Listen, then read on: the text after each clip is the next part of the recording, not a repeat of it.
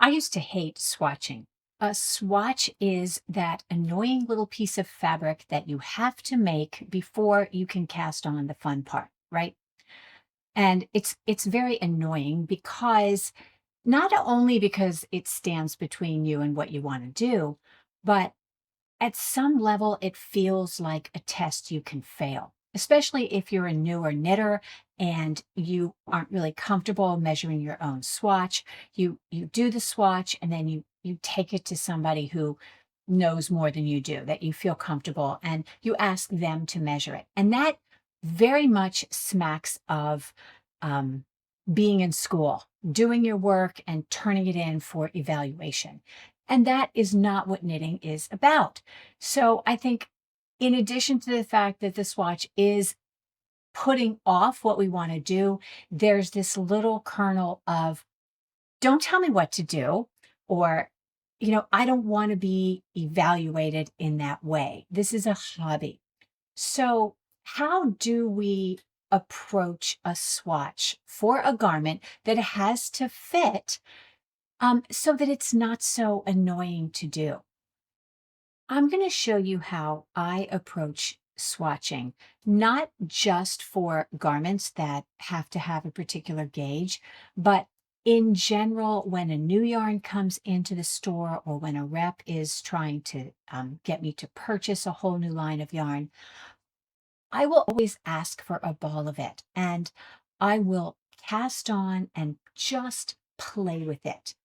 And for whatever reason, even though it's the same number of stitches and it's probably more knitting than I would do if I were doing a plain old gauge swatch for a garment, there isn't this goal at the end. There isn't this moment of evaluation. So if you followed me for any length of time, you know that I always do multiple swatches like this. They're sort of tiered. I'll cast on not a full gauge swatch, not 6 inches, not even probably 4 inches, maybe barely 4 inches. And I'll start with a needle that's much smaller than I know is recommended for that yarn. And I will just knit a little bit. And it doesn't take very long to realize that it's probably too tight. But then you get a sense of what too tight looks like. And then you go up a needle size and you begin to see that the yarn feels a little better at this gauge. And at this point, I probably will knit maybe 3 inches worth of fabric. But again, it's not a swatch. It's just me sitting and knitting and enjoying this fiber and kind of playing with it, seeing what it will do. And I'll continue to go up one needle size at a time and work, you know, I think this is maybe 2 inches worth. Work 2 inches and on until the fabric begins to lose its structural integrity and be entirely too floppy for a garment. Now, by the time I have knit this much fabric, it seems like a lot of knitting. And you think, wow, that's a big swatch. That took a lot of time. But it didn't feel like it. It wasn't fraught with those kinds of emotions associated with the swatch that is to then be evaluated. When you play, when you just give yourself the mindset of taking that yarn and seeing what it will do, seeing if it's happy on a size 5 needle. No?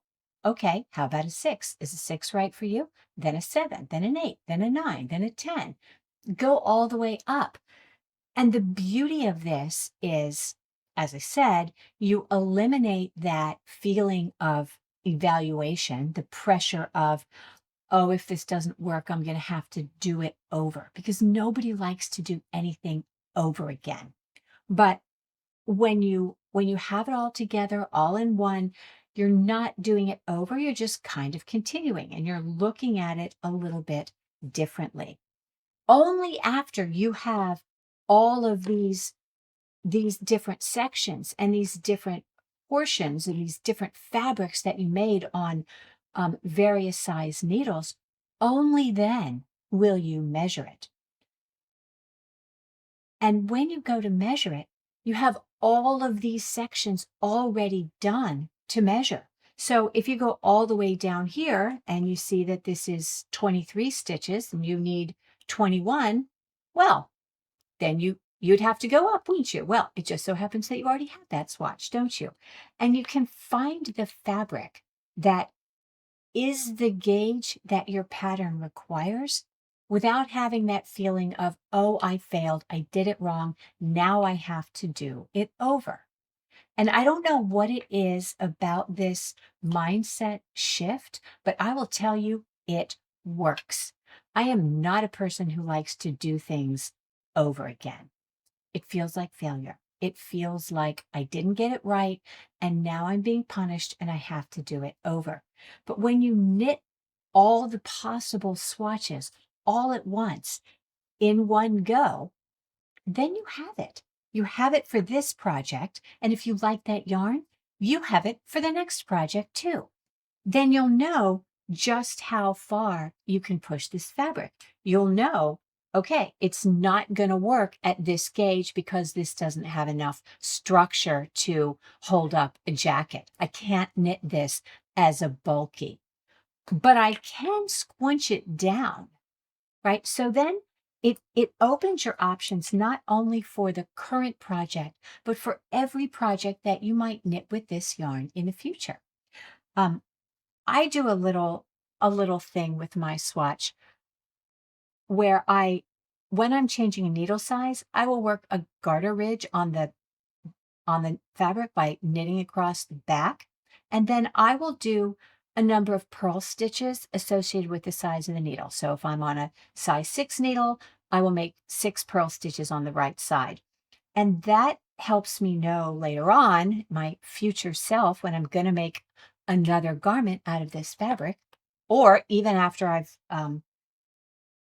done this, because it would be very like me to completely forget what needle size I used, then you have it right there and you can refer to it. It's like almost like a little fabric library that you have at your disposal.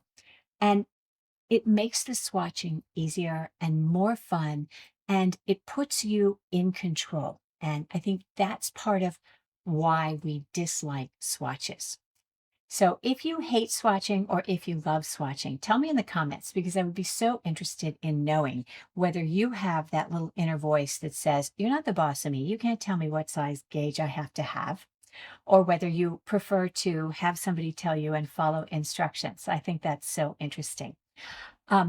So until next time, I hope this has helped you enjoy swatching a little more and finding the joy and the creativity in knitting a not swatch. I'm Ellen Lewis, and I'll see you next time.